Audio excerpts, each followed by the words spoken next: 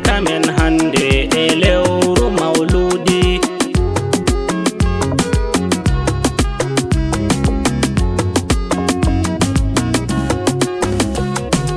Inde jomam Allah malikal mulki, jomu al arshi nden kursi ɗanaki, taɗo mumin te dow leddi ɗon shaki, non goɗɗi nder mayo nden colli dow lekki.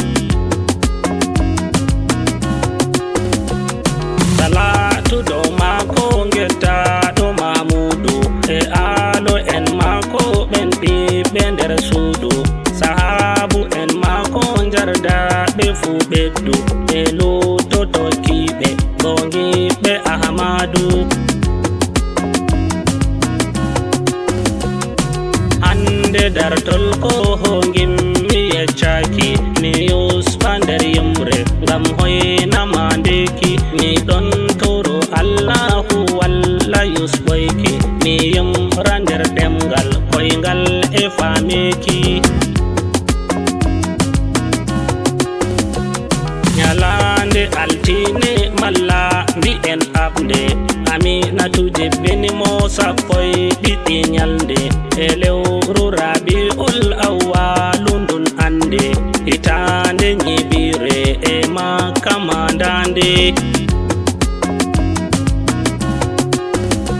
Mo baba Abdullahi nder lenyol mawɓe, lenyol Banu Hashim Allahu subtiɓe, ɗum yimɓe Qurayshu nder Makka ardiɓe, mawgol e nder leɗɗi andaɗi araɓɓe. Halimatu musnimo nden laati barkaɗo, ɓey baali muɗum fu e gese o ɓeddaɗo, nde o hewti duuɓi 5 ɓernde o shekaɗo. Halimatu horimo hendir kina giɗɗo, nde innabo mayi haro mama o joɗiɗo. Abdullah Mutallabi dottijo jurminɗo, non bapa Abu Dalib latake en ɗiɗo, yiɗi mo yurmimo ha ɓurni mo dow ɓiɗɗo.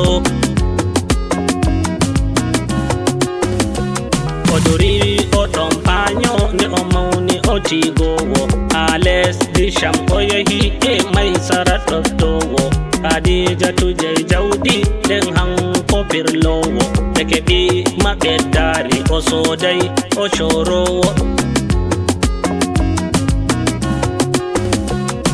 Maysara nden yecci hoolare ɓurnaɗo, Khadijatu ɗaɓɓirimo tegal o jardiɗo, ɓe teeri Omar duuɓi 25 mawɗo, nden duuɓi Khadijatu 4 ɓurɗo.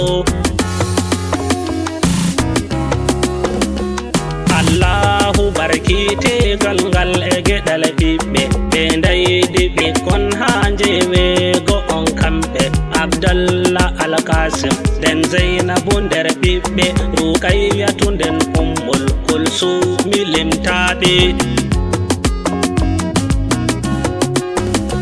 nden Fatima Zara'u talloti nder ɓiɓɓe, Kore Imam Ali ɓe ɓiɓɓe wappayɓe, o inna Alhasan e Huseyni taniɓe, jewego o ɓen kuɓi Ibrahima tokkiɓe.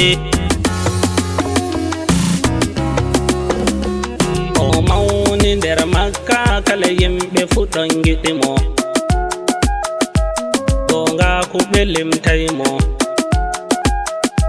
yankinare wala ɓurimo, non ɗalɓe noddaymo, nder muyɓe ɓe ɗawtamo,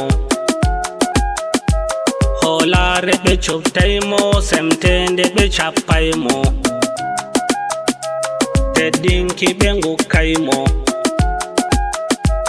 yurmende ɓe nadaymo, deƴƴende ɓe ɓurnaymo, shahiɗo ɓe innaymo, gekkuji moƴƴuɗi fu e maji ɓe andirimo.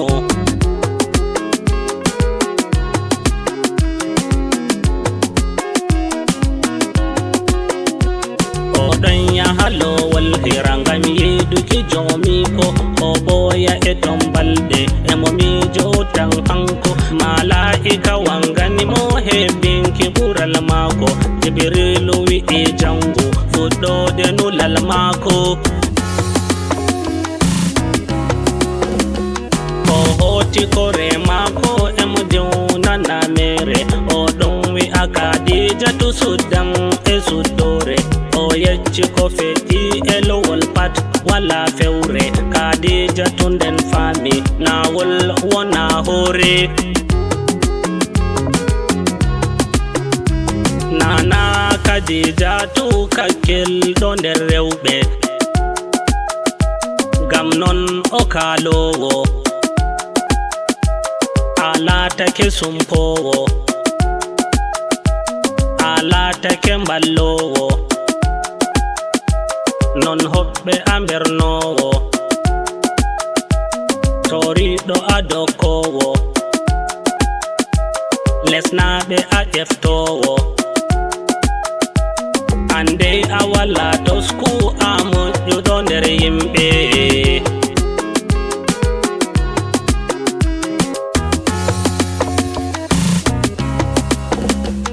o laatake no laaɗo capanɗe nayi hanko o noddi ɓe heferɓe ɓe ngotina jomiko ɓe accade wallabi ɓe nuɗɗe nanden toko seɗɗa jaɓi gonga kono ɗuɓɓe cali tokko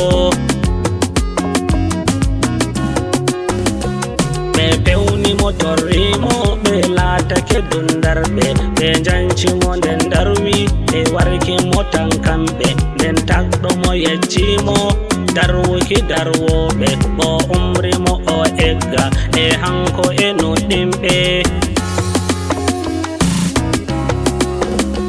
o feeri to Madina e sobi ko nder jemma e ferɗe tasniɓe nde wetani nyaloma Abubakar ha hultori yikkuɓe nangama aa o wi'i ɗum ta hultor ɓe paddama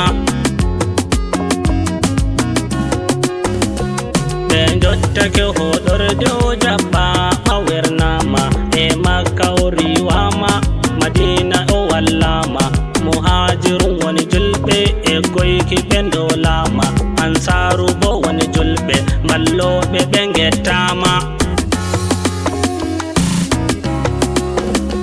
kangare e juldamku heɓama e Madina e ɗon oɗo wi yimɓe o jangini Qur'ana e dangrage juldamku o holli ɓe imana o weƴƴiti adulaku o umri ɓe ikwana